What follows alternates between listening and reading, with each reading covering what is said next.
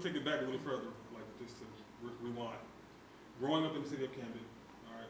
Now you're here in Massachusetts, working for one of the largest financial firms in the world. When you were growing up in the city, could you have imagined that your life would have took you to where you are? Hell no. Hell no. Where I live now, just to give you context, I grew up in South Jersey. In the part of South Jersey, I'm outside of Philadelphia, where we grew up. Mm-hmm. Philadelphia metropolitan area might have like 8 million people in a radius of 100 miles or 50 miles. Yeah. Maybe less than that. Right. Yeah. Up here, I got a 100-mile radius in my county, and it's 130,000 people. I'm seeing farms, lands, mountains, hiking, and it's a totally different experience. Growing up, I probably would have laughed about. I would say this is boring. Like, why people want to live out here? They don't got no life. Yeah. They don't got no big. They don't got no clubs. They don't got opportunities. Hobby stores. Racist. I grew up on the bodegas. The bodegas, that's life right there. Yeah. Listen, walk out your house and just walk to the corner and just right. See, now you probably have to walk. You got to hop in the whip and you got to drive. I didn't see any supermarkets or any stores. They got supermarkets too, man. I'm not living in a third world country. Like damn, like no supermarkets. That's racist. Oh man. Well, yeah, you just mentioned hiking. I know that's one of your hobbies. Yeah. Now, what about hiking is it that that drew you to? So the cool thing where I'm at in Massachusetts, I am probably 2 hours west of Boston. So we are on the Appalachian Trail. So there's a ton of segments of the Appalachian Trail that I can hike, and there's a ton of mountains. Right now in Pittsfield, average elevation is around 3,000, so 2,000 to 3,000. Nothing like Denver, Colorado, but that still gives you a lot of undulation in the area, which makes it beautiful. And that talks to its rich past of having a lot of creative people. To take a little tangent, Tanglewood is what it's called. The Boston Symphony, which is globally renowned for their orchestra and performances, they come here in the summer to practice and also give out free performances at Tanglewood, as well as other performers. Someone that we probably would know, John Legend, was up here 2 years ago, which is crazy to think that in this small rural county, we're able to pull great talents like that. But it speaks to the beauty of the area and the peace that a lot of creative minds are drawn towards. Never thought about that. That's so. I just never thought about that. Like, so when you say you use this word, I probably have to look up when we get done. Yes. What do you elaborate? Okay, so I'm like, it's adulation in the air. What's going on, man? That's that college, private school education. So undulation is hills. So the changing of elevation. So when you can look, it's like say in South Jersey, you see a whole bunch of this McMansions and row homes, and then all at the same height because we're so close to the ocean. We're at sea level. But up here, obviously the audience can't see, but as you guys drove up here, you can see all the rolling hills in the back, and that's the undulation and changing of elevations. So you're thinking about that changing of elevations, meaning the changing of the air, as far as like you said, we mentioned Colorado. You know how people go to Colorado, they say the high altitude, makes them. It's the workout is different. So is it the same here for the singers? So it's not the altitude's not high enough to make that much of a difference when it comes to like something when you're breathing. It's more of the terrain, the backdrop that it creates. Gotcha. So we are nationally the beauty, yeah. Gotcha. This area is nationally known. The Berkshires is nationally known for its fall foliage. So fall foliage is from when we go from summer to fall. The leaves change. They change colors. Gotcha. So because of all the undulation, the nice backdrop, you get to see a lot of beautiful colors in the background as you drive. So weed is legal up here, so a lot of people, you smoke, go for a drive. That's the cameraman looks dead at me. He said weed is legal. Massachusetts, yeah. This is Elizabeth Warren country. Okay. Hey. For So- research purposes, we're gonna have to get some of that. I didn't gain knowledge. Look, I know what adulation is. Undulation. I see. Hood shit. Adulation. what? Fall foliage. What you say? Fall foliage. Fall foliage. I just thought the leaves changing colors. You know what I mean? So that's a lot going on, man. I'm learning, baby. You know what I mean? It's beautiful up here.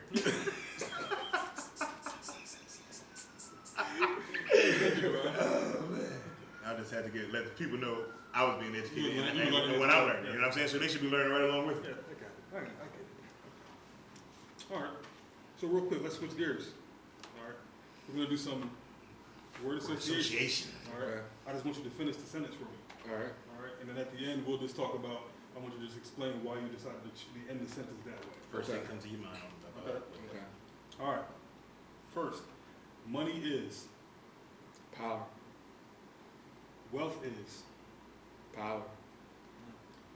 Poor people are. Ignorant. Broke. Rich people are. Knowledgeable. Okay. All right. So let's start. That was dope. Why is money power? Yeah, so I grew up in a really Christian household. My grandfather, pastor, my brother is a minister, my uncle is a pastor. So if you grew up in a Baptist church, but I grew up more so non-denominational, you always hear this saying, money is the root of all evil. That's bad to hear in your community, especially in your founding years. And money is a part of your life every day. Every day. So to get such a negative feeling associated with something that you got to use every day, you're bound to be bad with it. You don't want to be around stuff that's bad. So if you're not around it, you're not going to get versed in it. So obviously you're going to make mistakes. The reason why money is power is money is a resource. Money can make you happy, but money can get you access to things and services that can make happiness more available or easier to be attained. So I call money power, and I'm going to scientific thing is one of the laws of physics is energy is neither created or destroyed, it's transformed. Money is a medium of transforming energy. Why? Typically you get money in exchange of a product or service. You're a personal trainer. Your service is you create workout plans and diets to help people achieve their goal of a better and healthier life. You're a barber. You provide a service of cutting people's hair, making them feel better about themselves, and put them in the best mindset for opportunities when they go out. After you get a fresh cut, you at least go up 2 ratings on the scale, looking good. So, I mean, that's major in the community. And money is an exchange of that power. That purchase, and we call it purchasing power, also called inflation. But that person worked hard. Now they got some power with some money. Now they're able to purchase things that make their lives easier. And that's why I call money power, because the more money you make, you're able to hire people to do things that is not in your expertise, so you can focus on that more. So you see it a lot. Like, for example, Kevin Hart. Kevin Hart, he did like to work out before he became wealthy, but the fact that he was able to get a personal trainer, making it the nutritionist, he said, I don't have to do anything. So that's the big thing about money, is now he can just focus on what makes him more money, comedy, and I can hire everyone else to do things that makes my life more, makes himself more productive, and all makes his life easier too. That's why money is power. That's dopeness. Yes. Next one. You said wealth is power as well. So a lot of people get it mixed up with money and wealth. Yes. What's the difference, right? Elon Musk, he's a wealthy guy. He doesn't have a lot of money in the bank. Okay, so how's that good? Wealth gives you access to capital. capital is debt. I can make money with someone else's money. I eliminate the risk. So what is wealth? Assets. So if I have a building, a warehouse that has two businesses in it, these businesses are worth $2 million. That means at minimum, my building is worth $4 million. So I can go to a bank and say, hey, I got a warehouse with two businesses worth $2 million. They're killing it. I need to get a loan. I'll put my building up as collateral. Now you get to go play with someone else's money and chase goals. So why is wealth power? Goes back to that principle in physics. Energy is either created or destroyed. It's just transformed. I'm taking someone else's money with my wealth to make me more wealth. And that maximizes gains. And the reason why I maximize gains is it keeps you liquid. Yeah, you might have $1 million in the bank. Why the fuck won't I touch my $1 million when I can use your money? And at the end of the day, or it goes bad, or the creditors my company took out that loan, they have to figure it out. My $1 million still in the bank, boom. I can go to the next thing, put my $1 million up as collateral next. Yeah, right. So, and that's why wealth is power, is because you're never broke. As long as you have assets, you're never broke because you're going to have access to collateral. Because you're going to have access to capital because you're going to have collateral. Indeed. Very good explanation. Money versus wealth. Jay-Z said it best. He was like, when I looked at that Mona Lisa, he knew it's going to be forever. One sign forever. That's an investment. He wanted to give it to his was it an ivy blue? So she can lean on Mm-hmm. Just laying on it. It's lean on Yeah. Yes. Hey man, it's passing it on. And then, okay, the next one. You said poor people are ignorant. Another key point. I said ignorant, not dumb. There's a lot of people in our community that is smart as hell, but ill-guided. So they're ignorant. They're not using their intellect to accumulate the knowledge they need that's going to make themselves and their families better. They're using their intellect on what their community says is better. So you put a smart person in a tough community, their influences, it's going to lead them down the wrong path. They might become the best drug dealer. They might become the best gang member ever. Yes, they had the intellect, but they were ill-guided. Same thing about our people. They just lack the knowledge. One, that's not their fault. Generations of no access. We weren't allowed to have financial literacy. Number two is once we got access to tools that get us financial freedom, we're taken advantage of. We had salesmen, we had snake oil salesmen with insurance, taking advantage of our community. Then you have our banks. You had redlining when it came to real estate. You had credit. On average, African Americans have a higher interest rate, even if their peer who is white, everything else is the same. Income, job, geography. The only thing different is the color of their skin. So there's things that we can't control, and I will never deny that, discredit that. But then now there's things in our community we can control, and we're starting to do it. You're starting to see, like I mentioned earlier, the Jay-Z's. You're starting to see the athletes like LeBron investing in nonprofits and also making it cool, speaking about how important it is. So it's just poor people, they lack the knowledge. They lack the knowledge that maybe I should use my credit card to buy a vending machine instead of some new J's. Right. You said rich people are Knowledgeable. knowledgeable. Okay. Now you can explain that. So I read a lot of books because I realized at a young age, and this is a lesson I learned from my mother, was you only have one life. And on average, people live to 70 to 80 years old, and God bless you with those years. Books are the access to the greatest minds that ever lived. Why not leverage those 10,000 of the greatest minds that ever lived and learn from their experiences and principles, so you don't have to waste your time and learn from your own mistakes. And that's what wealthy people do. Well, yeah, wealthy people do. It's not because they're smart. Michelle Obama talked about it in her book, Becoming. and becoming. And she said she was in law offices, and these guys weren't smart. But what they worked hard, and they acquired the knowledge and skills that they needed to be successful in their role, in their industry. And that's what wealthy people do. Wealthy people might say, okay, it's called self-efficacy in other terms, self-awareness. They might go, I don't have the time, or I might not have the intellect to learn the skill to manage my own assets. But what I read is there's a person called a financial advisor that I can hire and make sure my assets are good so I can still live the life I want and make sure my family and legacy is good. So knowledge is the key thing to you achieving all your goals. For example, I can pick up a gun and go shooting.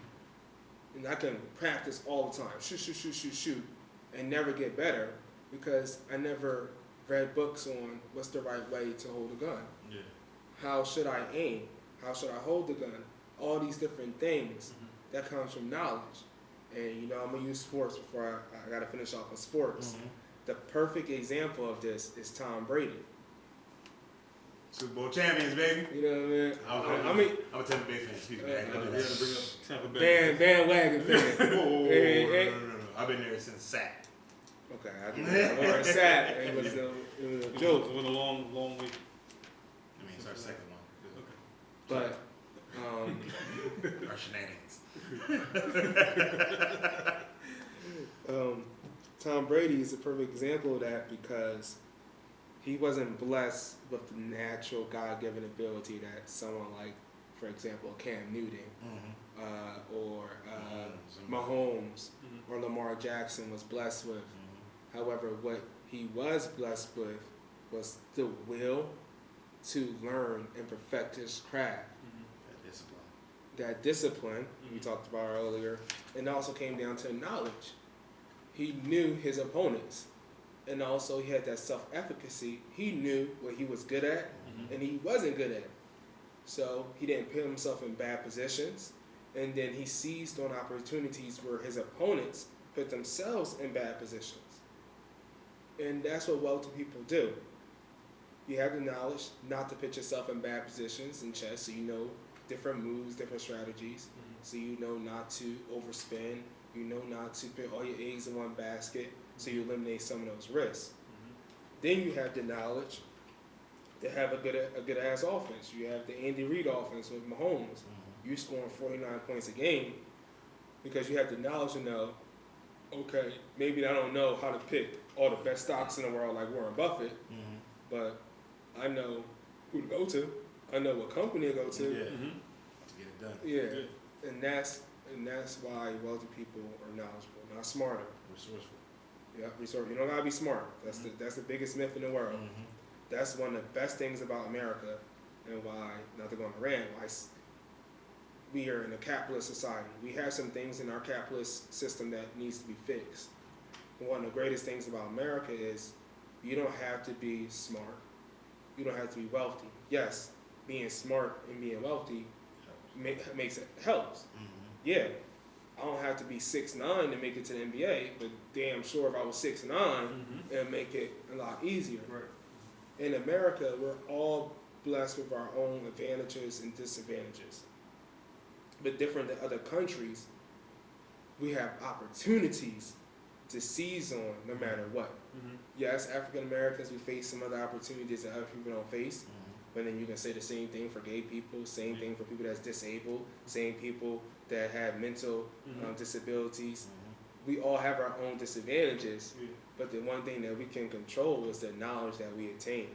No one ever can take that from us. That is a very true statement. Well said, brother. Well said. Well said. Now, are you done with that? For now, yes. Oh, okay, because I'm about to. Good. Do what you gotta I'm do. about to get a little way lighter. Okay. Way lighter. You know what I'm saying? I'm about to get to the shits. The real interview now. But no. It's just something I wanted to do. I'm gonna say two things. Okay. All right, and you just gotta pick one up. All right, I'm shoot two things at you. Bang bang. You pick the one you like the most. No balls. Just like bang bang. Okay. You pick the one you like the most. All right.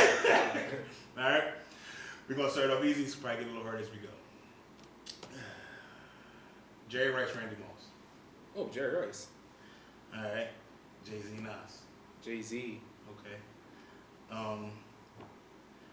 BMW, Mercedes Benz. I'm a German boy. I'm going BMW. Okay. All right.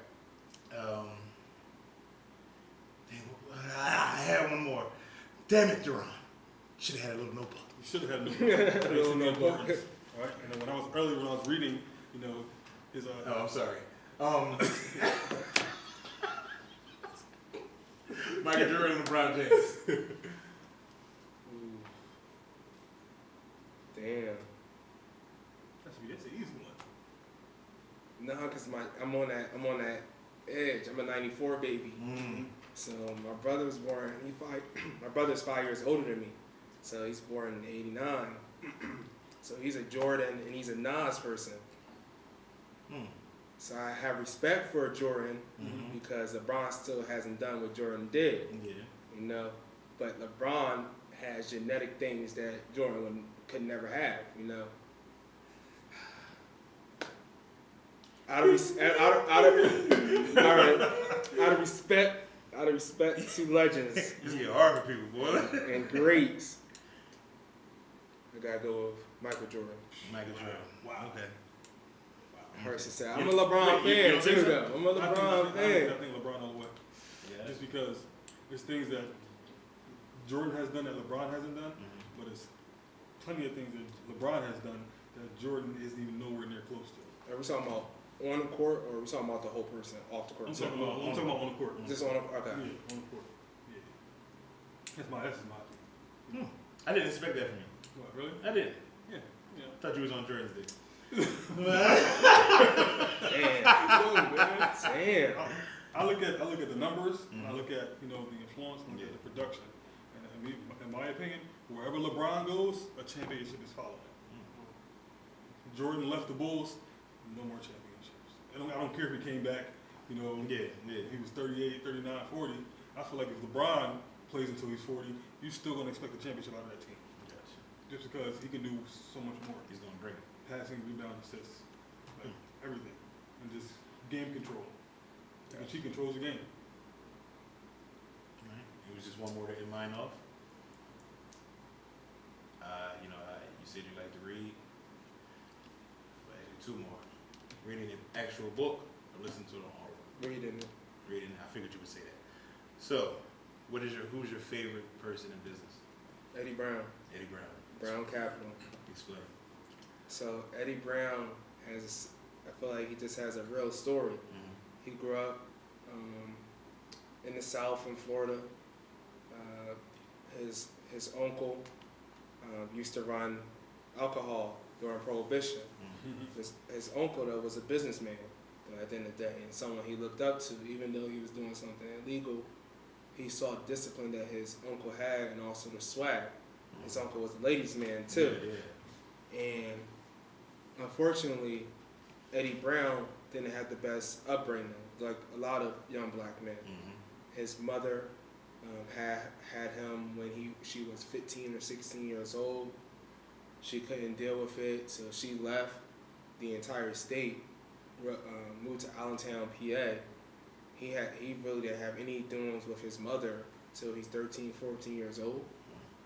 And his grandma and grandfather, seemed like me, my grandma and my grandfather were a big influence in my life, like a lot of young African American males. And he was a benefactor of people seeing his future in him, and he was able to seize it. So, for example, he had a benefactor that paid for him to go to college. So he was able to get an undergraduate degree at Hampton, which is an HBCU, which is one of the best HBCUs. I didn't go to HBCU, but I recognize real. And now he has one of the largest minority-owned investment firms in the world. There you go. And he did this, one, just being normal, but also two, seizing opportunities when they present themselves. And I said I like to read, in the book I'm reading right now, It's an iteration of Napoleon Hill's great book that a lot of people know, Think and Grow Rich. But this one is Think and Grow Rich, the Black choice. Is language changed directly towards our culture and our experiences that makes us unique, that we need a little bit different advice based off of our experiences. But the reason why I brought up this book is the author says a crazy quote that I love.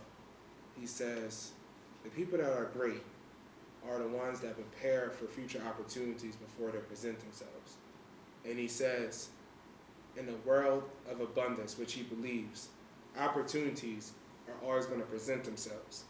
But what happens to people is only two results. One is you're going to seize that opportunity, or when that opportunity comes, you're going to make a fool out of yourself. And a lot of times, people say, man, you can't get no opportunity if I'm in this small town. Yeah, that might be true. Being in LA, if you're in arts, might create some more opportunities for you.